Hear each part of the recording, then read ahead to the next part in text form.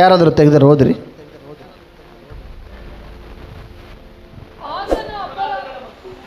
ದೇವರಿಗೆ ಸ್ತೋತ್ರ. ನೀವು ಪೂರ್ವಕಾಲದಲ್ಲಿ ಕ್ರಿಸ್ತನನ್ನು ಸೇರದವರಾಗಿದ್ದು, ಹಲ್ಲೆಲೂಯ. ಹಳೇ ಕಾಲದಲ್ಲಿ ಅಂದರೆ ಇಂದಿನ ಜೀವಿತ ಏನು? ಇಂದಿನ ಜೀವಿತ ಯಾವುದು? ಯಾರನ್ನ ಸತ್ತು ಹುಟ್ಟು ಬಂದಿರಾ? ಹುಟ್ಟು ಬಂದಿದ್ದೀರಾ? ಹೌದು. ನಾವು ಪಾಪದ ಪಾಲಿಗೆ ಸತ್ತು ಕ್ರಿಸ್ತನಲ್ಲಿ ಏನಾಗಿದ್ದೇವೆ? ಎದ್ದು ಬಂದಿದ್ದೇವೆ. ಅಂದರೆ ನಾವು ಹೊಸ ಜೀವನ. ಇದು ಕ್ರಿಸ್ತಿಯ ಜೀವಿತ ಅಂದರೆ ಏನು? ಹೊಸ ಜೀವಿತ. ಹಳೇದೆಲ್ಲ ಹೋಯ್ತು, ಪೂರ್ವ ಸ್ಥಿತಿ ಹೋಯ್ತು, ಕ್ರಿಸ್ತನಲ್ಲಿ ಎಲ್ಲ ನೂತನವಾಯಿತು. ಇದು ಹೊಸ ಜೀವನ. ನಾವು ಇಂದಿನ ಜೀವನದಲ್ಲಿ ಅಂದರೆ ನಾವು ಯೇಸುವನ್ನು ನಂಬದ ದಿನಗಳಲ್ಲಿ, ಯೇಸುವನ್ನು ಅರಿಯದ ದಿನಗಳಲ್ಲಿ ನಾವು ಯಾವ ಥರ ಇದ್ವಿ, ಏನು ಮಾಡ್ತಾ ಇದ್ವಿ? ನೀವು ಪೂರ್ವದಲ್ಲಿ ಅಪರಾಧಗಳನ್ನು ಪಾಪಗಳನ್ನು ಮಾಡುವವರಾಗಿದ್ದು ಇಹಲೋಕಾಚಾರಕ್ಕೆ ಅನುಸಾರವಾಗಿ ನಡೆದುಕೊಂಡಿರಿ. ವಾಯುಮಂಡಲದಲ್ಲಿ ಅಧಿಕಾರ ನಡೆಸುವ ಅಧಿಪತಿಗೆ, ಅಂದರೆ ನಂಬಲಲ್ಲದವರನ್ನು ಅವಿಧೇಯತೆಗೆ ಈಗ ಪ್ರೇರೇಪಿಸುವ ಆತ್ಮನಿಗೆ ಅನುಸಾರವಾಗಿ ನಡೆದುಕೊಂಡಿರಿ. ನಾವೆಲ್ಲರೂ ಪೂರ್ವದಲ್ಲಿ ಅವಿಧೇಯರಾಗಿದ್ದು ಶರೀರ ಭಾವದ ಆಸೆಗಳಿಗೆ ಅಧೀನರಾಗಿ ಶರೀರಕ್ಕೂ ಮನಸ್ಸಿಗೂ ಸಂಬಂಧಪಟ್ಟ ಇಚ್ಛೆಗಳನ್ನು ನೆರವೇರಿಸುತ್ತಾ ನಡೆದು ಮಿಕ್ಕದವರಂತೆ. ಹಲ್ಲೆಲೂಯ. ಯಾಕಂದರೆ ನಾವೆಲ್ಲರೂ ಅಷ್ಟೇ, ನಾವೆಲ್ಲರೂ ಆತ್ಮದಲ್ಲಿ ಮತ್ತು ಶರೀರದಲ್ಲಿ ಎರಡು ಥರ ನಾವು ಆಲೋಚಿಸ್ತೀವಿ. ಏನಪ್ಪ ಆತ್ಮದಲ್ಲಿ ಮತ್ತು ಶರೀರದಲ್ಲಿ ಅಂದರೆ? ಶರೀರದಲ್ಲಿ ಅಂದರೆ ಕಣ್ಣಿಗೆ ಕಾಣುವಂಥದ್ದನ್ನು ಥಿಂಕ್ ಮಾಡೋದು. ಆತ್ಮದಲ್ಲಿ ಅಂದರೆ ಕಾಣದೇ ಇರುವುದನ್ನು, ನಾವು ಕಾಣದೇ ಇರುವುದನ್ನು ಥಿಂಕ್ ಮಾಡೋದು. ಇಲ್ಲಿ ವಾಯುಮಂಡಲದಲ್ಲಿ ಸಂಚರಿಸುವ ಅಂದರೆ ದುಷ್ಟ ಆತ್ಮನು ನಮ್ಮ ಮೈಂಡನ್ನು ಏನು ಮಾಡ್ದ? ಎಲ್ಲಿ ಗಲಿಬಿಲಿಪಡಿಸಿದ? ಎಲ್ಲಿ ಗಲಿಬಿಲಿಪಡಿಸಿದ? ಅಂದರೆ ಆತ್ಮದಲ್ಲಿ. ಅಂದರೆ ಶರೀರವಾಗಿ ಆತನು ನಮ್ಮ ಎದುರಿಗೆ ಬಂದು ಏನು ಮಾಡಲಿಲ್ಲ? ಹೋರಾಡಲಿಲ್ಲ, ನಮ್ಮನ್ನು ಶೋಧನೆಗೆ ಕೊಂಡೊಯ್ಯಲಿಲ್ಲ, ಅಪರಾಧಕ್ಕೆ ಕೊಂಡೋಗಲಿಲ್ಲ. ಈಗ ನಾನೊಂದು ಎಕ್ಸಾಂಪಲ್ ಕೊಡ್ತೀನಿ. ಈಗ ನಾವು ಕುಡಿಬೇಕಂದ್ರೆ ಏನು ಬರುತ್ತೆ ಫಸ್ಟು? ಈಗ ಯಾರು ಡ್ರಿಂಕ್ಸ್ ಮಾಡೋಕೆ ಹೋಗ್ತಾರೆ, ಫಸ್ಟ್ ಏನು ಬರುತ್ತೆ ಅವ್ರಿಗೆ? ಹೇಳ್ರಿ. ಆಲೋಚನೆ ಬರುತ್ತೆ. ಆಲೋಚನೆ ಬರುತ್ತೆ, ಹೋಗೋಣ, ಸಾಕಾಗ್ಬಿಡ್ತು, ಇವತ್ತು ಟಯರ್ಡ್ ಆಗಿಬಿಟ್ಟೈತೆ ಅಂದರೆ ಒಂದು ಆಲೋಚನೆ ಬರುತ್ತೆ.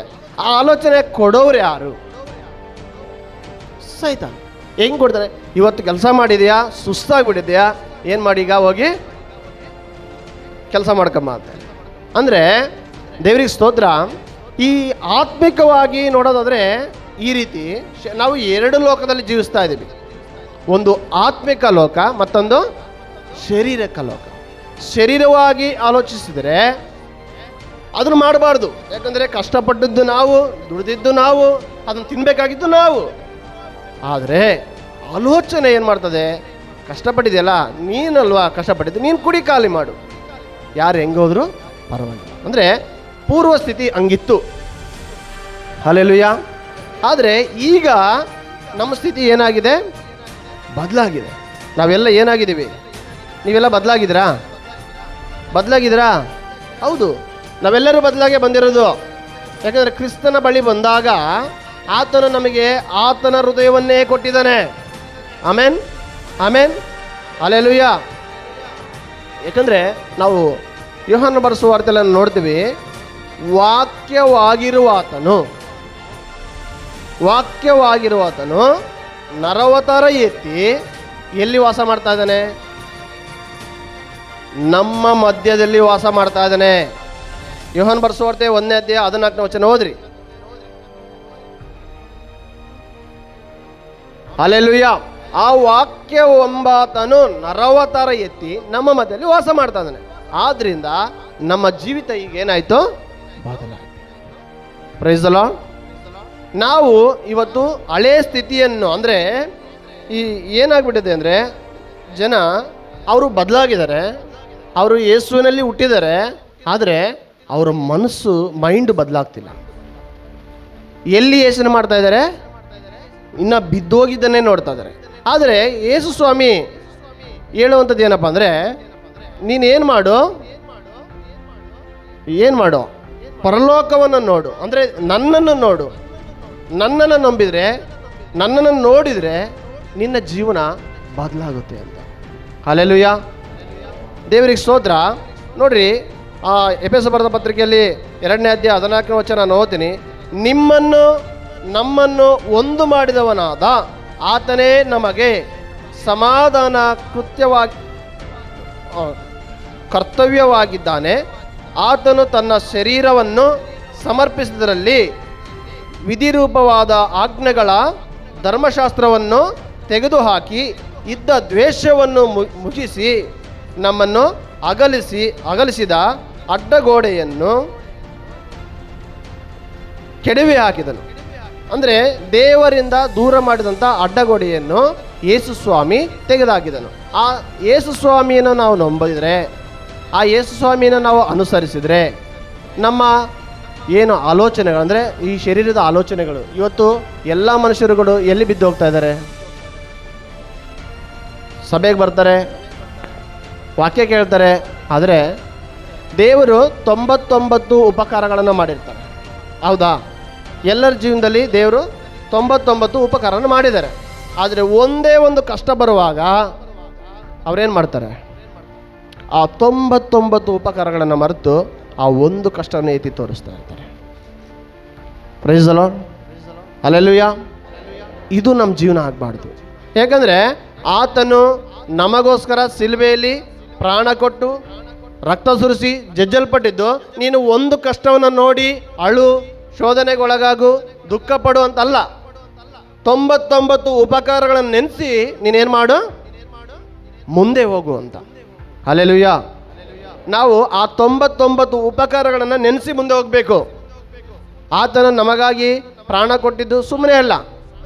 ಇವತ್ತು ಇಲ್ಲಿ ಮಕ್ಕಳಿರೋರು ಎಲ್ಲ ಇದ್ದೀರಾ, ನಿಮ್ಮ ಮಗುಗೆ ಒಂದು ಸಣ್ಣ ಜ್ವರ ಬಂದರೆ ಏನು ಮಾಡ್ತೀರಾ? ಹಾಸ್ಪಿಟ್ಲಿಗೆ ಕೊಂಡು ಹೋಗ್ತೀರಾ. ಇನ್ನೂ ಜಾಸ್ತಿ ಆಯಿತು ಅಂದರೆ ಏನು ಮಾಡ್ತೀರಾ? ಡಾಕ್ಟ್ರನ್ನೇ ಹೊಡೆಯೋ ಸ್ಟಡಿಗೆ ಹೋಗ್ಬಿಡ್ತೀರಾ, ಬೇಗ ನೋಡಲಿಲ್ಲ ಅಂದರೆ. ನಿಮಗೆ ಇವತ್ತಿದ್ದು ನಾಳೆ ಸತ್ತೋಗೋಂಥ ನಿಮಗೇ ಇಷ್ಟು ಪ್ರೀತಿ ಇರೋದಾದರೆ, ಯುಗಾಂತರಗಳು ಜೀವಿಸುವಂಥ ಆ ಯೇಸುವಿಗೆ ಇನ್ನೆಷ್ಟು ಪ್ರೀತಿ ಇರಬೇಕು. ಹಲ್ಲೆಲೂಯಾ. ನಿಜವಾಗಲೂ ನಾವು ಅದೇ ಮೈಂಡಲ್ಲಿ ಇರಬಾರ್ದು. ಯೇಸುವನ್ನು ನಂಬಿದ ನಾವು ನಮ್ಮ ಮನಸ್ಥಿತಿಯನ್ನು ಬದಲು ಮಾಡಬೇಕು, ನಮ್ಮ ಆಲೋಚನೆಗಳನ್ನು ಬದಲು ಮಾಡಬೇಕು. ಯಾಕಂದರೆ ನಾವು ಕ್ರಿಸ್ತನಲ್ಲಿ ಬಂದಾಗ, ಆತನ ರಕ್ತದಡಿಯಲ್ಲಿ ಬಂದಾಗ, ಆತನ ಉಪದೇಶವನ್ನು ಕೇಳಿದಾಗ, ಆತನ ಆಲೋಚನೆಗಳನ್ನು ಹೊಂದಿಕೊಂಡಾಗ ನಾವೇನು ಮಾಡಬೇಕಂದ್ರೆ ಪೂರ್ವದ ಆಲೋಚನೆಗಳನ್ನು ಬಿಟ್ಟು ಬಿಡಬೇಕು. ಹಲ್ಲೆಲೂಯಾ. ಯೇಸು ಸ್ವಾಮಿ ಕೂಡ ಅದೇ ಹೇಳ್ತಾರೆ, ಹಳೆದನ್ನೆಲ್ಲ ಮರೆತು ಬಿಡು, ನಿನ್ನ ಜೀವನದಲ್ಲಿ ಏನು ಮಾಡ್ತೀನಿ? ಹೊಸ ಕಾರ್ಯ ಮಾಡ್ತೀನಿ. ಆಮೇನ್. ಯಾಕೆ ಹೊಸ ಕಾರ್ಯ ಮಾಡಬೇಕು? ಅವರು ಯಾಕೆ ಹೊಸ ಕಾರ್ಯ ಮಾಡಬೇಕಂದ್ರೆ ಆತನ ರಕ್ತವನ್ನು ಕೊಟ್ಟು ನಮ್ಮನ್ನು ಕೊಂಡುಕೊಂಡಿದ್ದಾರೆ. ನಾವು ಇದ್ದಾಗೆ ಇದ್ದರೆ ಆತನ ಸಹಿಸೋದಿಲ್ಲ, ನಾವು ಇದ್ದಾಗೆ ಇರಬಾರ್ದು ಕೂಡ. ಯಾಕಂದ್ರೆ ಆತನ ನಂಬಿದ ನಾವು ಇದ್ದಾಗೆ ಇರಲಿಕ್ಕೆ ನಾವು ಬಂದಿಲ್ಲರಿ. ನಾವು ಒಂದು ಸ್ತರದಿಂದ ಮತ್ತೊಂದು ಸ್ತರಕ್ಕೆ ಹೋಗ್ಲಿಕ್ಕೆ ಬಂದಿದ್ದೀವಿ. ಆಮೇನ್. ಹುಟ್ಟಿದ ಮಗು ಅದೇ ಥರ ಇದ್ದರೆ, ಅಂದರೆ ಏನು 6 ತಿಂಗಳ ಮಗು ಹೆಂಗಿರುತ್ತೋ ಹಂಗೆ ಇದ್ದರೆ, ನೀವು 10 ವರ್ಷ ಆದಮೇಲೆ ನಿಮ್ಗೆ ಏನಾಗುತ್ತೆ?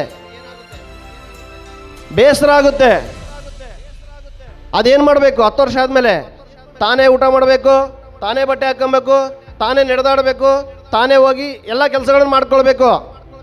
ಆದರೆ 6 ತಿಂಗಳ ಮಗುವಿಗೆ ಯಾವ ಥರ ಪೋಷಣೆ ಮಾಡ್ತಾ ಇದೆಯೋ ಅದೇ ಥರ ನೀನು ಇನ್ನೂ ಪೋಷಣೆ ಮಾಡ್ತಾ ಇದೀಯ 10 ವರ್ಷ ಆದಮೇಲೆ. ಅಂದರೆ ಆ ಮಗು ಹುಟ್ಟಿದ್ದಕ್ಕಿಂತ ಹುಟ್ಟಲಿಲ್ಲದೆ ಒಳ್ಳೆಯದಾಗಿತ್ತು. ನೀವು ಕೂಡ, ನಾನು ಕೂಡ, ನಾವು ಯೇಸುವನ್ನು ನಂಬಿ 10 ವರ್ಷ ಆಯಿತು, 15 ವರ್ಷ ಆಯಿತು, ಇನ್ನೂ ನಾವು ನಂಬಿಕೆಯಲ್ಲಿ ಅಂದರೆ ನಂಬಿಕೆಯಲ್ಲಿ ನಾವು ಮೇಲೆ ಬಂದಿಲ್ಲ ಅಂದರೆ ನಾವು ನಂಬಲಿದ್ರೇ ಒಳ್ಳೆಯದಾಗಿತ್ತು. ಅದಕ್ಕೆ ಯೇಸು ಹೇಳ್ತಾರೆ, ಅಲ್ಪ ವಿಶ್ವಾಸಿಗಳೇ, ನಿಮ್ಮನ್ನು ಎಷ್ಟು ದಿವಸ ನಾನು ಸಹಿಸಿಕೊಳ್ಳಲಿ. ಹಲ್ಲೆಲೂಯಾ. ದೇವರು ನಮಗೆ ಆಧಾರವಾಗಿ ದೇವರ ವಾಕ್ಯವನ್ನು ಕೊಟ್ಟಿದ್ದಾರೆ. ಆ ವಾಕ್ಯವನ್ನು ನಾವೇನು ಮಾಡಬೇಕು? ಓದಬೇಕು. ಓದಿಲ್ಲ ಅಂದರೆ ಸಭೆಗೆ ಹೇಳ್ತಾರೆ, ಅದನ್ನ ಅರ್ಥ ಮಾಡ್ಕೊಬೇಕು. ನಾವು ನೋಡೋಣ, ಯೆರೆಮೀಯನ ಬರೆದ ಪ್ರವಾದನ ಗ್ರಂಥ 1ನೇ ಅಧ್ಯಾಯ 1ನೇ ವಚನ. 10ನೇ ವಚನ ಓದ್ರಿ. ಯೆರೆಮೀಯ ಪ್ರವಾದನ ಗ್ರಂಥ 1ನೇ ಅಧ್ಯಾಯ 10ನೇ ವಚನ. ನೋಡ್ರಿ, ಕಿತ್ತು ಹಾಕುವುದು, ಕೆಡುವುದು, ಕೆಡುವುದು, ನಾಶಪಡಿಸುವುದು, ಹಾಳು ಮಾಡುವುದು ಯಾರ ಕೈಯಾಗೈತೆ? ಯಾರ ಕೈಯಾಗೈತೆ? ನಮ್ಮ ಕೈಯಾಗೈತ್ರಿ. ನಿನ್ನ ಮನೆಯಲ್ಲಿ ಒಂದು ಸಮಸ್ಯೆಯನ್ನು ಕಿತ್ತಾಕೋದು ನಿನ್ನ ಕೈಯಾಗೈತೆ, ಒಂದು ಸಮಸ್ಯೆನ ತಂದಿಟ್ಕೊಳ್ಳೋದು ನಿನ್ನ ಕೈಯಾಗೈತೆ. ಯಾಕಂದರೆ ದೇವರು ಅದಕ್ಕಾಗಲೇ ನಮ್ಮನ್ನು ಹೆಸರಿಡಿ ಕರೆದಿದ್ದು. ಸಮಸ್ಯೆಯನ್ನು ಕ್ರಿಯೇಟ್ ಮಾಡು ಅಂತಲ್ಲ, ಸಮಸ್ಯೆಯನ್ನು ಇಲ್ಲದಾಗೆ ಮಾಡು ಅಂತ. Price the Lord, hallelujah.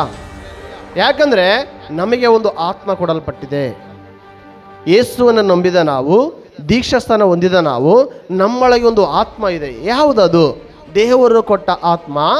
ಬಲ, ಪ್ರೀತಿ, ಧೈರ್ಯ, ಸ್ವಸ್ಥ ಬುದ್ಧಿಯ ಆತ್ಮ. ಅದು ಏಡಿತನದ ಆತ್ಮವಲ್ಲ. ನಾವು ದೇವರಿಂದ ಬಂದ ಆತ್ಮ. ಅಂದರೆ ಪವಿತ್ರಾತ್ಮನ ವರವನ್ನು ನೀನು ನಂಬದೆ ಬಿಡು. ನೀನು ದೀಕ್ಷಾಸ್ಥನಾಗಿದೆಯಾ, ನಿನ್ನಲ್ಲಿ ಪವಿತ್ರಾತ್ಮನ ವಾಸ ಮಾಡ್ತಾ ಇದ್ದಾನೆ ಅಷ್ಟೇ. ಹಲ್ಲೆಲೂಯಾ.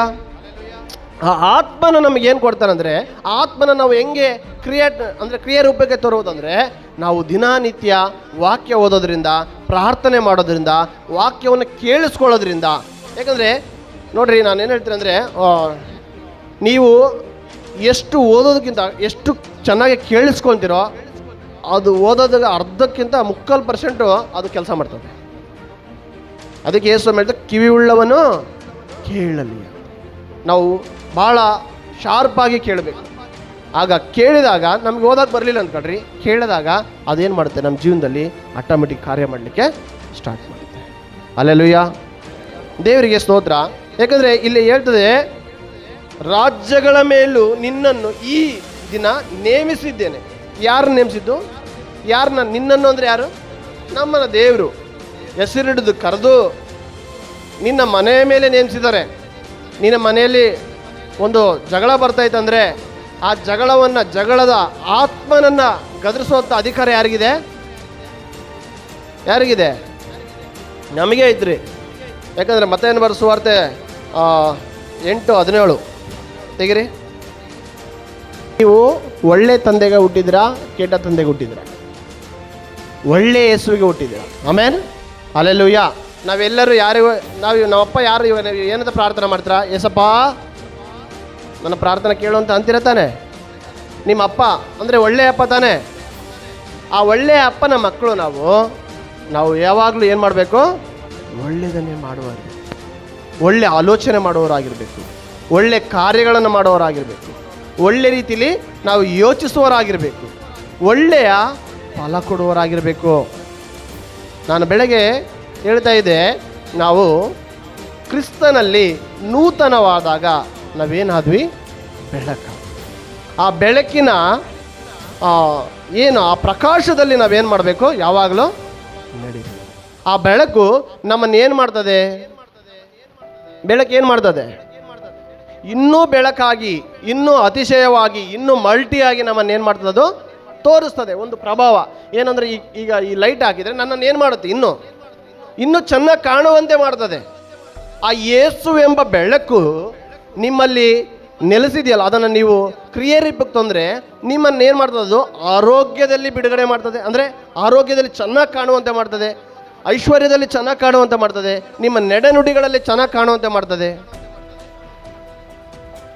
ಹಲ್ಲೆಲೂಯಾ, ದೇವರಿಗೆ ಸ್ತೋತ್ರ. ಯಾಕಂದರೆ ಆ ವಾಕ್ಯ ನಿಮ್ಮಲ್ಲಿ ವಾಸ ಮಾಡೋದ್ರಿಂದ ನೀವು ಆ ವಾಕ್ಯನಿಗೆ ಒತ್ತು ಕೊಡೋದಾದರೆ, ಅದು ವಾಕ್ಯವಾಗಿರೋ ತನಗೆ ನೀವು ಒತ್ತು ಕೊಟ್ಟು ಆತನನ್ನು ಯಾವಾಗಲೂ ನೀವು ಸ್ಮರಿಸೋದಾದರೆ, ಆ ವಾಕ್ಯ ನಿಮ್ಮನ್ನು ಏನು ಮಾಡ್ತದೆ? ಮಲ್ಟಿಫೈ ಆಗಿ ನಿಮ್ಮನ್ನು ಮೇಲೆ ಕೊಂಡೋಗ್ತದೆ. Praise the Lord, hallelujah. ದೇವರಿಗೆ ಸ್ತೋತ್ರವಾಗಲಿ. ರೋಮಪುರದ ಬರೆದ ಪತ್ರಿಕೆ 10ನೇ ಅಧ್ಯಾಯ 8ನೇ ವಚನ. ನೀನು ಯಾವತ್ತೂ ಅಂದ್ಕೊಂಬೇಡ, ಯೇಸು ಸ್ವಾಮಿ ನನ್ನ ಬಿಟ್ಟು ಹೋದ್ರು, ಯೇಸು ಸ್ವಾಮಿ ವಾಕ್ಯ ನನ್ನ ಹತ್ರ ಇಲ್ಲ, ನೀನು ಅಂದ್ಕೊಂಬೇಡ. ಅದು ಎಲ್ಲಿದೆ? ಹೃದಯದಲ್ಲೂ ಇದೆ, ನಿನ್ನ ಬಾಯಲ್ಲಿಯೂ ಇದೆ. ಹಲ್ಲೆಲೂಯಾ. ಆ ವಾಕ್ಯ ನಿನ್ನನ್ನು ಏನು ಮಾಡ್ತದೆ? ಸರಿಯಾದ ಮಾರ್ಗದರ್ಶನ ಕೊಟ್ಟು ನಡೆಸ್ತದೆ. ಅಂದರೆ ವಾಕ್ಯ ಹೆಂಗಪ್ಪ ನಡೆಸ್ತದೆ ಅಂತಂದರೆ, ದೇವರ ವಾಕ್ಯ ನಮ್ಮ ಕಾಲಿಗೆ ದೀಪ, ದಾರಿಗೆ ಏನಾಗಿದೆ? ಬೆಳಕು ಆಗಿದೆ. ಆ ವಾಕ್ಯಕ್ಕೆ ಏನಿದೆ? ಜೀವವಿದೆ. ಆಮೇನ್, ಹಲ್ಲೆಲೂಯಾ. ಆದಿಕಾಂಡ 1ನೇ ಅಧ್ಯಾಯ 2ನೇ ವಚನ ಓದ್ರಿ. ನಿಮಗಲ್ಲಿ ಕೆಲವು ನಾನು ತಿಳಿಸ್ತೀನಿ, ಸಾಕು, ಒಂದು ನಿಮಿಷ ನೋಡ್ರಿ. ಇಲ್ಲೇನಿದೆ, ಆದಿಯಲ್ಲಿ ದೇವರು ಆಕಾಶವನ್ನು ಭೂಮಿಯನ್ನು ಉಂಟು ಮಾಡಿದನು. ಭೂಮಿಯು ಕ್ರಮವಿಲ್ಲದೆಯೂ ಬರಿದಾಗಿಯೂ ಇತ್ತು. ಭೂಮಿ ಅಂದರೆ ಇವತ್ತು ಏನು, ನಮ್ಮ ದೇಹ ಅಂದ್ಕೊಂಡು, ಇದು ಮಣ್ಣಿಂದ ಬಂದಿತ್ತು. ನಮ್ಮ ದೇಹ ಏನಾಗಿರಲ್ಲ, ಫಸ್ಟು ಹುಟ್ಟಬೇಕಾದ್ರೆ ಅದು ಕ್ರಮವಿರೋದಿಲ್ಲ, ಸರಿ, ನಮ್ಮ ಜೀವನ ಏನಾಗಿರಲ್ಲ, ಸರಿ ಇರೋದಿಲ್ಲ. ಅಲ್ಲಿ ಏನಿರುತ್ತೆ ನೋಡ್ರಿ, ಕ್ರಮವಿಲ್ಲದೆಯೂ ಬರಿದಾಗಿಯೂ ಇತ್ತು. ಆದಿ ಸಾಗರದ ಮೇಲೆ ಕತ್ತಲಿತ್ತು. ನಮ್ಮ ಜೀವನದಲ್ಲಿ ಏನಿತ್ತು, ಒಂದು ಕತ್ತಲಾದಂಥ ಒಂದು ಪರಿಸ್ಥಿತಿ ಇತ್ತು. ಇವತ್ತು ನಿನ್ನ ಜೀವನದಲ್ಲೂ ನನ್ನ ಜೀವನದಲ್ಲೂ ಒಂದು ಕತ್ತಲಾದಂಥ ಪರಿಸ್ಥಿತಿ ಇರೋದಾದರೆ ಅಲ್ಲಿ ದೇವರಾತ್ಮ ಚಲಿಸ್ತಿದೆ. ಅಂದರೆ ದೇವರಾತ್ಮ ಕೂಡ ಇದ್ದಾನೆ. ನಾವು ಯೇಸುವನ್ನು ನಂಬಿದ್ವಿ, ದೀಕ್ಷಾಸ್ನಾನ ಆಯಿತು, ದೇವರಾತ್ಮ ಕೂಡ ಇದ್ದಾನೆ. ಆದರೆ ಅಲ್ಲಿ ಏನಾಗಲಿಲ್ಲ ಅಂದರೆ ಬೆಳಕಾಗಲಿಲ್ಲ. ಬೆಳಕು ಯಾವಾಗ ಆಯಿತು? ಹಲ್ಲೆಲೂಯಾ. ಬೆಳಕು ಯಾವಾಗ ಆಯಿತು ಗೊತ್ತಾ? ನೋಡ್ರಿ, ಆ 3ನೇ ವಚನ ಹೇಳ್ತದೆ, ಆಗ ದೇವರು ಬೆಳಕಾಗಲಿ ಅನ್ನಲು ಬೆಳಕಾಯ್ತು. ಏನಾಯ್ತು? ದೇವರ ಬಾಯಿಂದ ಏನು ಬಂತು? ಏನು ಬಂತ್ರಿ? ವರ್ಡ್ಸ್ ಬಂತು. ಅಂದರೆ ದೇವರು ಮಾತಾಡಿದ್ರು. ನಿನ್ನ ಜೀವನದಲ್ಲಿ ಏನಾದರೂ ಕತ್ಲೆ ಇದೆಯಾ, ನೀನು ಆ ಕತ್ಲೆಗೆ ಮಾತಾಡು. ಇವತ್ತು ಒಂದು ಸಮಸ್ಯೆ ಇದೆ ಅಂದರೆ ಸಮಸ್ಯೆ ದೊಡ್ಡದಲ್ಲ, ಸಮಸ್ಯೆಯನ್ನು ಓಡಿಸುವಂಥ ಯೇಸು ನಮ್ಮೊಳಗೆ ದೊಡ್ಡ ಯೇಸು ಇದ್ದಾರೆ. ಹಲ್ಲೆಲೂಯಾ. ನೀವು ಆ ಸಮಸ್ಯೆಗೆ ಮಾತಾಡ್ರಿ, ಸಮಸ್ಯೆಯನ್ನು ದೊಡ್ಡದು ಮಾಡಬೇಡ್ರಿ. ಯಾಕೆ ಹೇಳ್ತೀನಂತೆ, ಈಗ ಹಾಸನದಲ್ಲಿ ನೀವು ಟಿ ವಿ ನೋಡ್ಬೋದು. ಹಾಸನದಲ್ಲಿ ಕನಿಷ್ಠ 8ರಿಂದ 10 ಜನ ಹೃದಯ ಏನಾಯಿತು, ಅಟ್ಯಾಟಿಕ್ ಬಂದು ಸತ್ತೋದ್ರು. ಹೆಂಗೆ ಸತ್ತೋದ್ರು? ಯಾರೋ ಒಬ್ಬರು ಸತ್ರು, 2 ಸತ್ರು, 3 ಜನ ಸತ್ರು. ಟಿ ವಿನೇನು ಏನು ಮಾಡಿಬಿಟ್ರು ಮೀಡಿಯಾಗಳು? ಆರೋಗ್ಯ ಚೆನ್ನಾಗಿತ್ತು, ಸತ್ತೋದ್ರು. ರಿಪೋರ್ಟ್ಗಳು ನಾರ್ಮಲ್ ಇದ್ದು, ಸತ್ತೋದ್ರು. ಇದನ್ನೇನು ಮಾಡಿಬಿಟ್ರು, ಎಲ್ಲ ನ್ಯೂಸ್ಗಳು ಹಬ್ಬಿಸ್ಬಿಟ್ರು. ಇವಾಗ ಯೌವನಸ್ಥರು ಸತ್ತೋಗ್ತಿದ್ದಾರೆ, ಮಕ್ಕಳು ಸತ್ತೋಗ್ತಾರೆ ಅಂತ ಎಲ್ಲ ಹಬ್ಬಿಸ್ಬಿಡಾಗ ಏನು ಮಾಡಿಬಿಟ್ರು ಗೊತ್ತಾ? ಅಲ್ಲಿ ಮಂಜುನಾಥ್ ಅಂತ ಒಬ್ಬರು ಡಾಕ್ಟ್ರು ಅವರು ಮೊನ್ನೆ ವಿಡಿಯೋ ಕಳಿಸಿದ್ರು, ನಾನು ನೋಡಿದೆ. ನೋಡಿ ಅಯ್ಯೋ ನನಗೂ ಆಗ್ಬೋದೇನೋ ಅನ್ನೋ ಆಲೋಚನೆ ಆಯ್ತಲ್ಲ, ಆ ಥಾಟ್ ಆಯ್ತಂದರೆ ಏನು ಆಲೋಚನೆ ಆಯ್ತಲ್ಲ, ಆ ಆಲೋಚನೆ ಆ ಮನುಷ್ಯನ ಮೈಂಡನ್ನು ಕೆಡಿಸಿ ಆತನ ಕೂಡ ಹೃದಯ ಅಪಘಾತ ಬರಲಿಕ್ಕೆ ಸ್ಟಾರ್ಟ್ ಮಾಡ್ತದೆ.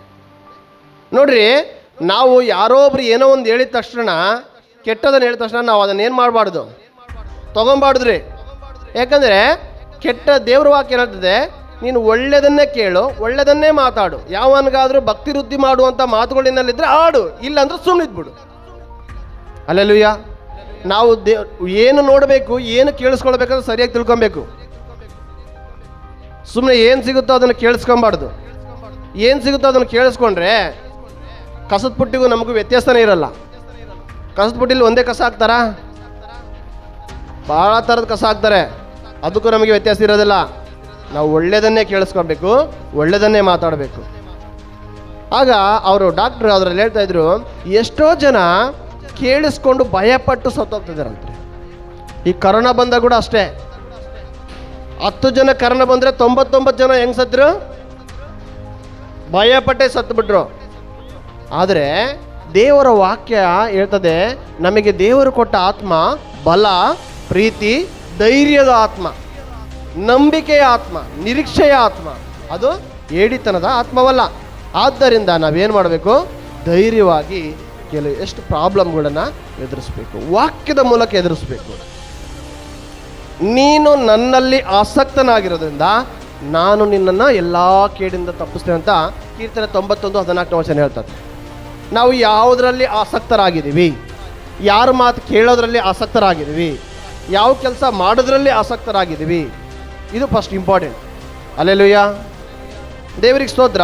ಯಾಕಂದ್ರೆ ನಾನು ಹೇಳಿದೆ ಏನಾಯಿತು, ಆಗ ಬೆಳಕಾಯಿತು. ಅಂದರೆ ವರ್ಡ್ಸು ಅಂದರೆ ದೇವರು ಮಾತನಾಡಿದಾಗ ಬೆಳಕಾಯಿತು. ನಿನ್ನಲ್ಲಿ ದೇವರ ವಾಕ್ಯವನ್ನು ನೀನು ಮಾತನಾಡುವಾಗ, ಅಂದರೆ ನೀನು ಸುಮ್ಮನೆ ಮುಚ್ಚಿಟ್ರೆ, ನೀನು ವಾಕ್ಯವನ್ನು ಕೇಳಿ ಅದನ್ನು ಮುಚ್ಚಿಟ್ರೆ ಬೀಜ, ಈಗ ನೀವು ಏನು ಬಿತ್ತೀರಲ್ಲ, ಶೇಂಗಾ ಬಿತ್ತೀರ, ಎಲ್ಲರೂ ಶೇಂಗಾ ಬಿತ್ತೀರಲ್ಲ, ಆ ಶೇಂಗನ್ನು ತಗೊಂಡೋಗಿ ಬಂಗಾರದ ಪೆಟ್ಟಿಗೆಯಲ್ಲಿ ಹಾಕ್ರಿ, ಅದು ಬೆಳೆ ಬರುತ್ತೆ ನೋಡೋಣ.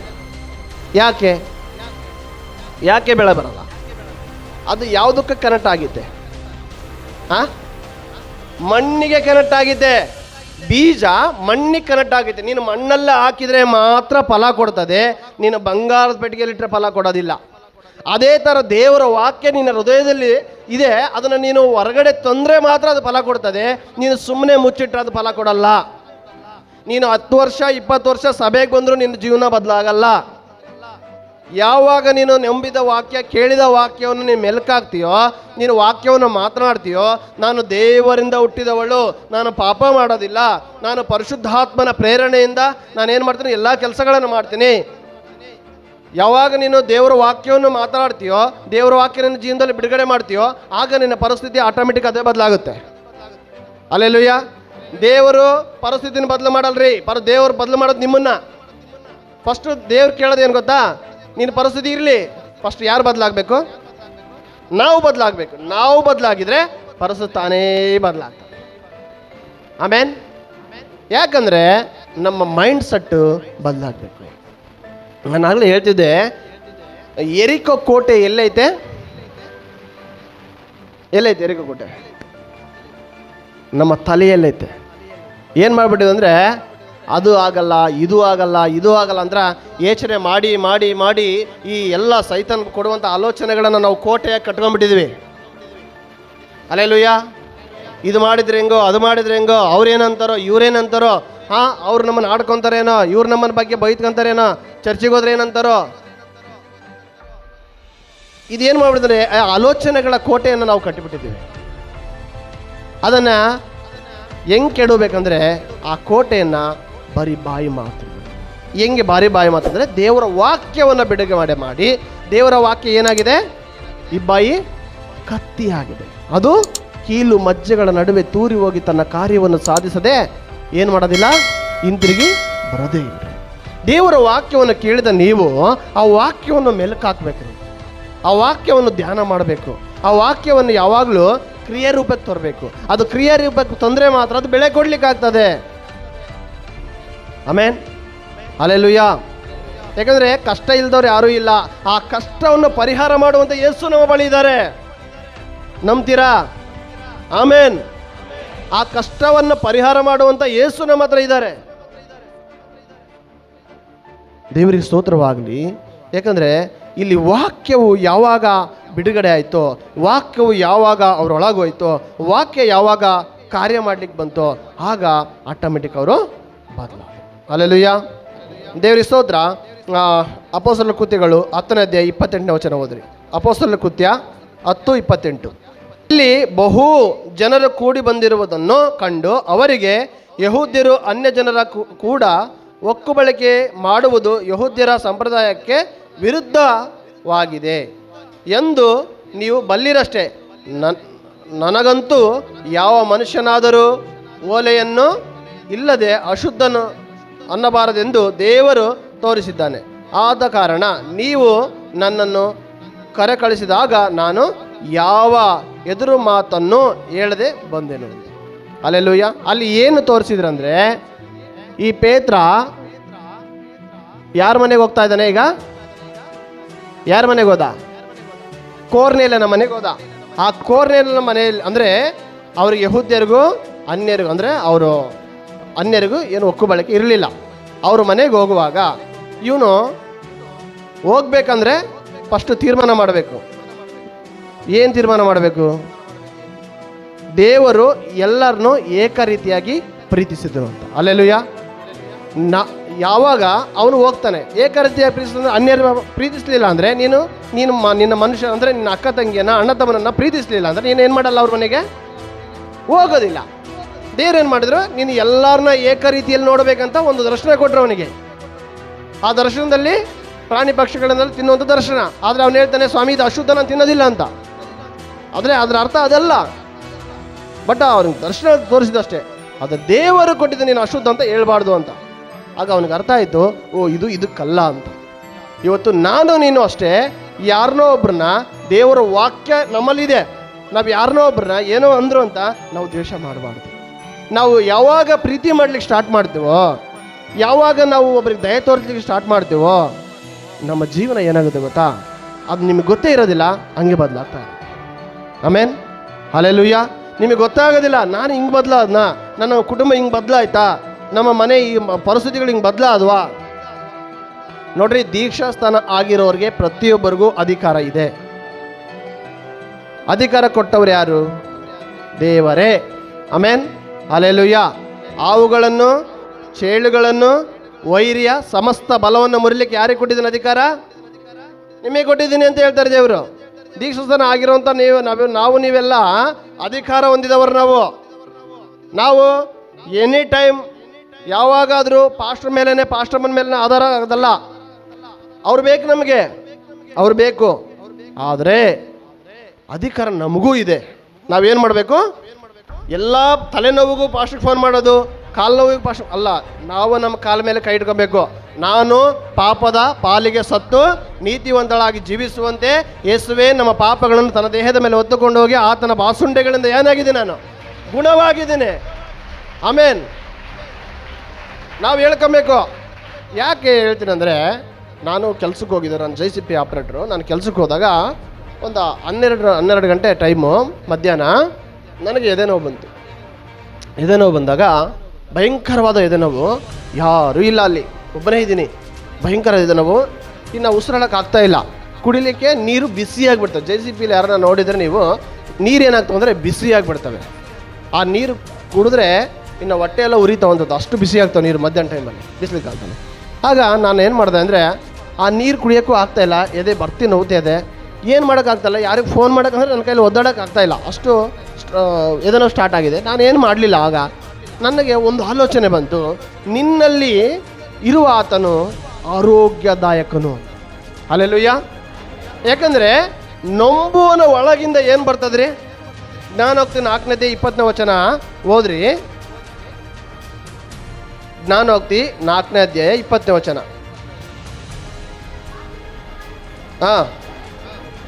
ಕಿವಿಗಳು ಇರಲಿ.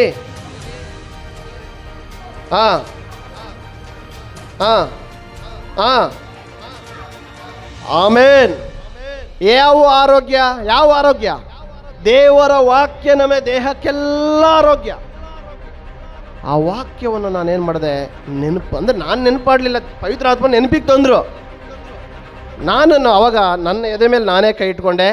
ಯೇಸುವಿನ ನಾಮದಲ್ಲಿ ನನ್ನನ್ನು ಬಾಧಿಸುವಂಥ ಎದನವೇ ಕೇಳು, ನಾನು ಪಾಪದ ಪಾಲಿಗೆ ಸತ್ತು ನೀತಿವಂತನಾಗಿ ಜೀವಿಸುವಂತೆ. ಯೇಸುವೆ ನನ್ನ ಪಾಪಗಳನ್ನು, ಎದೆನೋವನ್ನು ತನ್ನ ದೇಹದ ಮೇಲೆ ಹೊತ್ತುಕೊಂಡು ಎಲ್ಲಿ ಸೇರಿಸಿದಾನೆ? ಆತನು ಶಿಲುಬೆ ಕಂಬದಲ್ಲಿ ತೀರಿಸಿದ್ದಾನೆ. ಆತನ ಬಾಸುಂಡೆಗಳಿಂದ ನಾನು ಗುಣವಾಗಿದ್ದೇನೆ.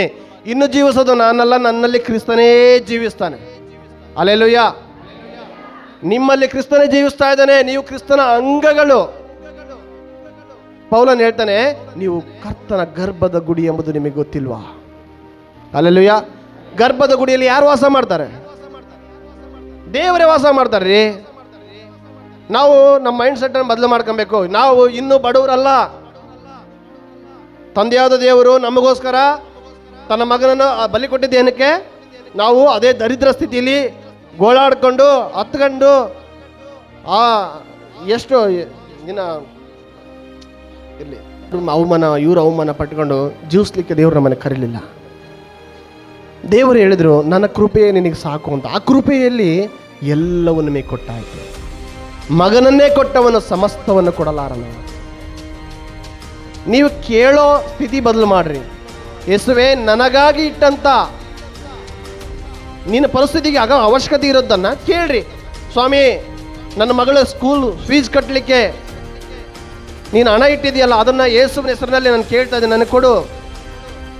ಯಾಕಂದರೆ ನಮ್ಮ ಹತ್ರ ಟ್ಯಾಕ್ಟ್ರಿ ಇದೆ. ಟ್ಯಾಕ್ಟ್ರಿ ಕಂತು ಕಟ್ಟಬೇಕಾಗಿತ್ತು. ಎಷ್ಟು ಕಟ್ಟಬೇಕು? 1 ಲಕ್ಷ ಕಟ್ಟಬೇಕು.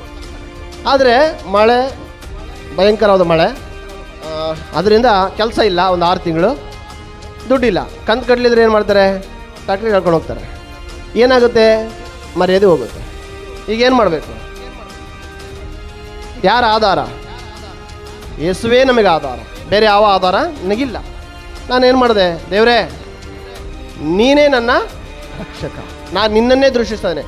ಕಷ್ಟ ಕಾಲದಲ್ಲಿ ಯೆಹೋವನನ್ನು ಏನು ಮಾಡು? ಸ್ಮರಿಸು. ಆತ ನಿನ್ನನ್ನು ಎಲ್ಲ ಇಕ್ಕಟ್ಟುಗಳಿಂದ ಬಿಡಿಸಿ ಏನು ಮಾಡ್ತಾನೆ? ತಪ್ಪಿಸ್ತಾನೆ. ಆತನನ್ನು ಸ್ಮರಿಸಿದಾಗ, ಆತನ ಮೊರೆ ಇಟ್ಟಾಗ ಆತನ ಎಲ್ಲ ಇಕ್ಕಟ್ಟುಗಳಿಂದ ಬಿಡಿಸ್ತಾನೆ. ಆಗ ನಾನು ಪ್ರಾರ್ಥಿಸಿದೆ, ನಾನು ಅರಿಕೆ ಮಾಡಿದೆ. ಹೆಂಗಂತ ಗೊತ್ತಾ? ನನ್ನ ತಂದೆಯಾದ ದೇವರು ತನ್ನ ಐಶ್ವರ್ಯ ಪ್ರಭಾವಕ್ಕೆ ತಕ್ಕ ಹಾಗೆ ಕ್ರಿಸ್ತ ಯೇಸುವಿನ ಮೂಲಕ ನನ್ನ ಪ್ರತಿಯೊಂದು ಫೈನಾನ್ಸ್ ಕೊರತೆಯನ್ನು ಏನು ಮಾಡಿದ್ದಾರೆ ಅಂದರೆ ಹಣದ ಕೊರತೆಯನ್ನು ನೀಗಿಸಿದ್ದಾರೆ. ನಾನು ವಾಕ್ಯವನ್ನು ಬಿಡುಗಡೆ ಮಾಡಿದೆ. ಯೇಸು ನಾಮದಲ್ಲಿ ನಾನು ಡಾಕ್ಟರ್ ಕಂದು ಕಟ್ಟಿದ್ದೇನೆ. ನನ್ನ ಹತ್ರ ಇದ್ದಿದ್ದು 500, ಕಟ್ಟಬೇಕಾಯ್ತು 1,00,000. ನನಗೆ ಟೈಮ್ ಇರೋದು ನಾನು 10 ದಿವಸ 12 ದಿವಸ ಟೈಮ್ ಆಯ್ತು ಅಷ್ಟೇ. ಆದರೆ ನನ್ನ ವಾಕ್ಯವನ್ನು ಮಾತನಾಡುವಾಗ ಹಣ ನನ್ನನ್ನು ಹುಡುಕಿ ಬಂತು. ಆಮೇನ್. ಆ ಟೈಮಿಗೆ ಸರಿಯಾಗಿ ನಾನು ಕಂತು ಕಟ್ಟಿದೆ. ದೇವ್ರಿಗೆ ಮಹಿಮೆ ಆಗಲಿ ರೀ. ನೀವು ಕೂಡ ಹೇಳ್ತೀನಿ ಕೇಳ್ರಿ, ಯೇಸು ನನಗೊಂದು ನಿನಗೊಂದು ತಾರತಮ್ಯ ಮಾಡೋ ದೇವರಲ್ಲ. ಆತನು ಏಕಾಧಿಪತಿ, ಎಲ್ಲರಿಗೂ ನ್ಯಾಯವನ್ನೇ ಮಾಡ್ತಾನೆ ದೇವರು. ನೀವು ನಿಮ್ಮ ಕಷ್ಟಕ್ಕೆ ಸರಿಯಾಗಿ ದೇವರ ಹತ್ರ ಹೋಗಿ ಆತನ ವಾಕ್ಯದ ಪ್ರಕಾರ ಕೇಳೋದಾದರೆ, ವಾಕ್ಯವನ್ನು ಹಿಡ್ಕೊಂಡು ಪ್ರಾರ್ಥಿಸೋದಾದರೆ ನಿಮ್ಮ ಪರಿಸ್ಥಿತಿ ಖಂಡಿತ ಬದಲಾಗ್ತದೆ. ನಾವು ಇದ್ದಾಗಿರೋದಿಲ್ರಿ. ನಾವು ಒಂದು ಸ್ತರದಿಂದ ಮತ್ತೊಂದು ಸ್ತರಕ್ಕೆ ನಾವು ಹೋಗ್ತೀವಿ. ಯಾಕೆ ಹೋಗ್ತೀವಿ? ನಮ್ಮ ಜೊತೆಗೆ ಯಾರಿರ್ತಾರೆ? ನಮ್ಮ ಜೊತೆ ಬ್ಯಾಕಪ್ ಮಾಡಲಿಕ್ಕೆ, ಅಂದರೆ ನಮ್ಮ ಹಿಂದೆ ಬರಲಿಕ್ಕೆ ಯಾರಿರ್ತಾರೆ? ಪ್ರಕಟಣೆ ಗ್ರಂಥ 22ನೇ ಅಧ್ಯಾಯ 8 ಮತ್ತು 9 ವಚನ. 22ನೇ ಅಧ್ಯಾಯ 8 ಮತ್ತು 9 ವಚನ. ಯೋಹಾನನು ನನಗೆ ಏನು ಮಾಡಬೇಡ, ಪಾದಕ್ಕೆ ಅಡ್ಡ ಬೀಳ್ಬೇಡ. ನೋಡು, ಯಾಕೆ ಅಡ್ಡ ಬೀಳ್ಬಾರ್ದು? ಹೋದಮ್ಮ.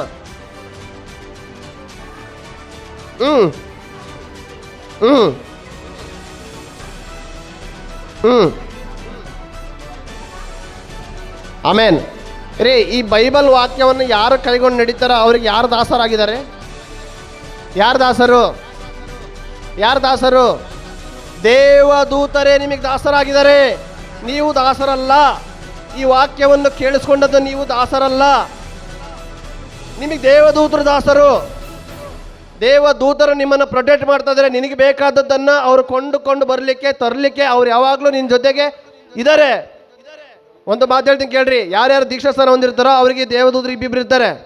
ನೀನು ಚರ್ಚಿಗೆ ಭಾನುವಾರ ಅವ್ರು ಚರ್ಚಿಗೆ ಹೋಗ್ಬೇಕಂತ ಬಯಸ್ತಾರೆ. ನೀವು ಮದುವೆಗೆ ಹೋದರೆ ಇಬ್ಬರು ದೇವದೂತರು ನಿಮ್ಮ ಜೊತೆ ಮದುವೆ ಬರ್ತಾರೆ. ನೀನು ಹೊಲ್ದಾಗ ವ್ಯವಸಾಯ ಮಾಡೋಕೆ ಹೋದ್ರೆ ಇಬ್ಬರು ದೇವದೂತರು ವ್ಯವಸಾಯ ಮಾಡೋಕೆ ಬರ್ತಾರೆ. ಯಾಕೆ ಹೇಳ್ರಿ? ದೇವರೇ ನಿಮಗೆ ಕೊಟ್ಬಿಡ್ತಾನೆ ದೀಕ್ಷಾಸ್ಥಾನ ಆದಮೇಲೆ ನಿಮ್ಮನ್ನು ರಕ್ಷಣೆ ಮಾಡಲಿಕ್ಕೆ. ನಿಮ್ಮನ್ನು ಪಾಪದಿಂದ ಬಿಡಿಸಿದ್ದು, ಶಾಪದಿಂದ ಬಿಡಿಸಿದ್ದು ಗಾಳಿಗೆ ತೂರ್ಲಿಕ್ಕಲ್ಲ. ಆತನು ನಿಮ್ಮನ್ನ ಪರಲೋಕ ಅಂದರೆ ಆತನ ಸಿಂಹಾಸನ ಇರುವಂಥ ಸ್ಥಳಕ್ಕೆ, ನಿಮ್ಮನ್ನು ಆರಾಧಿಸುವಂಥ ಸ್ಥಳಕ್ಕೆ ಕೊಂಡೊಯ್ಯಲಿಕ್ಕೋಸ್ಕರ ನಿಮ್ಮನ್ನು ರಕ್ಷಣೆ ಮಾಡಿದ್ದು. ಆತನ ರಕ್ಷಿಸಿ ಬಿಟ್ಟು ಬಿಡೋ ದೇವರಲ್ಲ. ನಿಮ್ಮ ಮಕ್ಕಳನ್ನ ನೀವು ಗಾಳಿಗೆ ಹೋಲಿಂದ ಬಿಟ್ಬಿಡ್ತೀರಾ? ಬಿಡ್ತೀರಾ? ಯಾರೂ ಬಿಡೋದಿಲ್ಲ. ಪ್ರತಿಯೊಬ್ಬರು ಅವ್ರವ್ರ ಮಕ್ಕಳನ್ನ ಹೆಂಗೆ ಜೋಪಾನ ಮಾಡ್ತಾರೋ ಅದೇ ಥರ ಯೇಸು ಸ್ವಾಮಿ ನಿಮ್ಮನ್ನು ಕೂಡ ಜೋಪಾನ ಮಾಡ್ತಾನೆ. ನಿಮ್ಮನ್ನು ಜೋಪಾನ ಮಾಡ್ಲಿಕ್ಕಂತಾನೆ ತನ್ನ ದೂತರನ್ನ ಕಳಿಸ್ತಾನೆ. ಆಮೇನ್. ಮಾರ್ಕನ ಬರೋ ಸುವಾರ್ತೆ 1ನೇ ಅಧ್ಯಾಯ 2ನೇ ವಚನ ಏನು ಹೇಳ್ತದೆ ನೋಡ್ರಿ.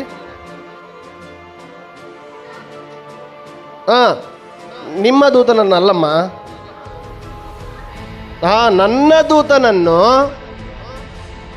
ನಿನ್ನ ಮುಂದೆ. ಯಾರ ದೂತರವರು? ದೇವರ ದೂತರನ್ನ ಯಾರ ಮುಂದೆ ಕಳಿಸ್ತಾರೆ? ಏನು ಮಾಡ್ತಾರೆ? ಕಳಿಸಿ ಏನು ಮಾಡ್ತಾರಮ್ಮ? ನಿನ್ನ ಮುಂದೆ ಕಳಿಸಿ ನಿನ್ನ ಮಾರ್ಗವನ್ನು ಸರಾಗ ಮಾಡ್ತೇನೆ.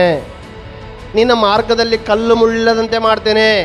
ನಿನ್ನ ಮಾರ್ಗದಲ್ಲಿ ಕಷ್ಟ ಸಂಕಟಗಳಿಲ್ದಂಗೆ ಮಾಡ್ತೀನಿ. ಯಾವಾಗ ಮಾಡ್ತೀನಿ? ಯಾವಾಗ ಮಾಡ್ತಾರೆ ದೇವರು? ನಿನ್ನ ದೇವರ ವಾಕ್ಯವನ್ನು ಗಮನಿಸಿ, ದೇವರ ವಾಕ್ಯವನ್ನು ಆಲೋಚಿಸಿ, ದೇವರ ವಾಕ್ಯ ಕಿವಿಗೊಟ್ಟು, ನಿನ್ನ ಸೇವಕರ ಮಾತಿಗೆ ಕಿವಿಗೊಟ್ಟು, ನಿನ್ನ ಸೇವಕಿಯ ಮಾತಿಗೆ ಕಿವಿಗೊಟ್ಟು ಯಾವಾಗ ನೀನು ನಡೀತೀಯೋ ಆಟೋಮೆಟಿಕ್ಕಾಗಿ ದೇವರು ನಿಮ್ಮ ಕೆಲಸಗಳನ್ನು ಮಾಡಲಿ ಸ್ಟಾರ್ಟ್ ಮಾಡ್ತಾರೆ. ಆಮೇನ್.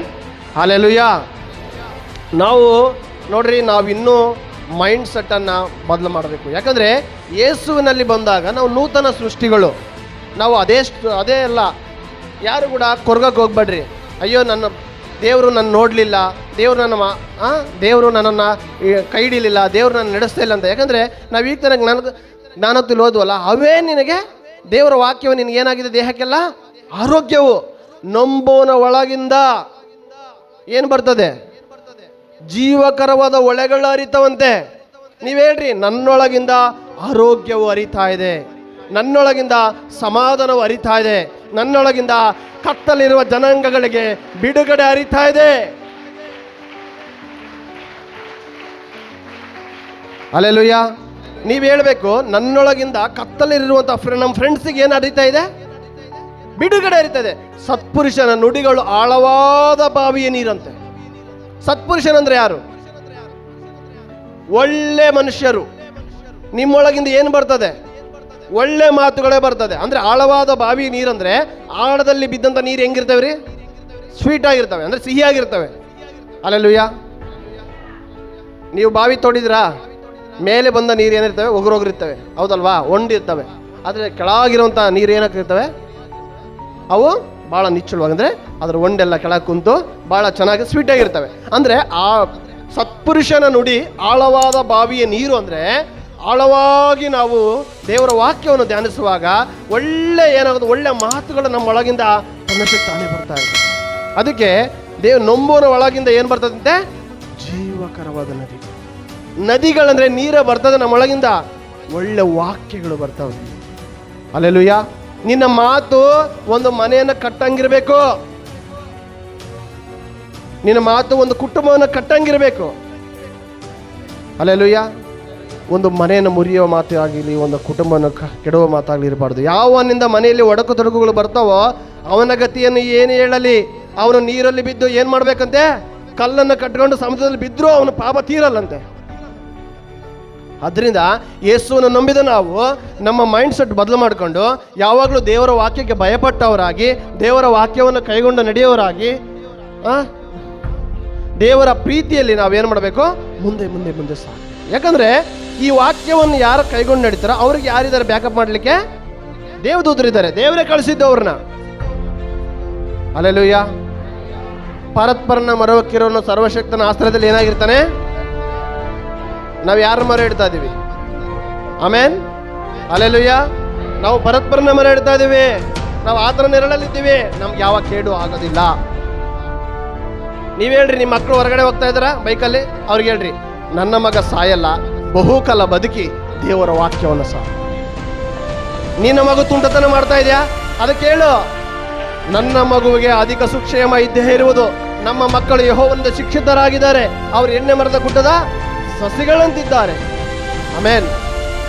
ನೀನು ಹೇಳು, ನಿನ್ನ ಹೆಂಡತಿ ಬೆಸ್ಟ್ ಅಡುಗೆ ಮಾಡಲ್ವಾ? ನೀನು ಹೇಳು, ನನ್ನ ಹೆಂಡತಿ ಯೇಸುವಿನ ನಾಮದಲ್ಲಿ ಒಳ್ಳೆ ಅಡುಗೆ ಮಾಡ್ತಾಳೆ ಅಂತ ಹೇಳು. ಒಂದು ವಾರ ಹೇಳು, ಆಗ ನಿನ್ನ ಹೆಂಡತಿ ಒಳ್ಳೆ ಅಡುಗೆ ಮಾಡ್ತಾಳೆ. ನಿಜ ರೀ, ಇದು ಸತ್ಯ. ಯಾಕಂದ್ರೆ ದೇವರ ವಾಕ್ಯ ಹಂಗಾರೆ ಕಾರ್ಯ ಮಾಡಲ್ಲಂತೀರಾ? ನಿನ್ನ ಬಾಯಿಯ ಫಲವನ್ನು ನಿನ್ನ ಹೊಟ್ಟೆ ತುಂಬ ಉಣ್ತಿ ಅಂದ್ರೆ ಅರ್ಥ ಏನು ಗೊತ್ತಾ? ಹೋದ್ರಿ ಜ್ಞಾನೋಕ್ತಿ 18:20 ಏನು ಮಾಡ್ತದೆ? ಏನು ಹೇಳ್ತದೆ ವಾಕ್ಯ? ಜ್ಞಾನೋಕ್ತಿ 18ನೇ ಅಧ್ಯಾಯ 20 ವಚನ ಓದ್ರಿ.